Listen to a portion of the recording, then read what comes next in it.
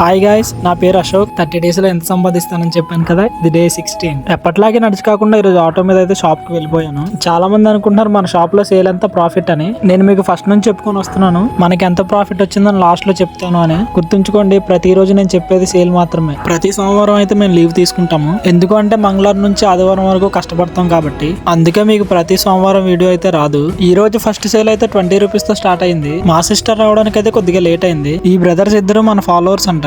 అన్నా నీ వీడియోస్ ప్రతిరోజు చూస్తున్నాం అంటున్నారు. వీళ్ళే కాదు, చాలా మంది మన షాప్ దగ్గర అయితే ఆగుతున్నారు. థ్యాంక్స్ మీ అందరికి. ఈ రోజు మార్నింగ్ సేల్ అయితే అంత ఎక్కువేం కాలేదు.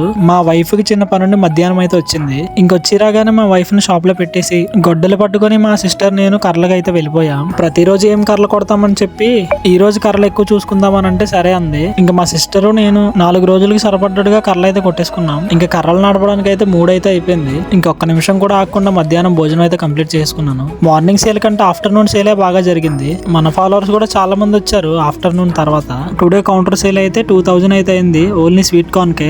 చీకులు అయితే పెట్టలేదు. ఇంకా మన పేజ్ ని ఎవరైనా ఫాలో అవ్వని వారు ఉంటే ఫాలో అయిపోండి. ఇంక ఈవినింగ్ 5:30కి అయితే షాప్ ని కట్టేసుకుని ఇంటికి అయితే వెళ్ళిపోయాం. రేపటి వీడియోతో మళ్ళీ కలుద్దాం. బాయ్ అందరికి.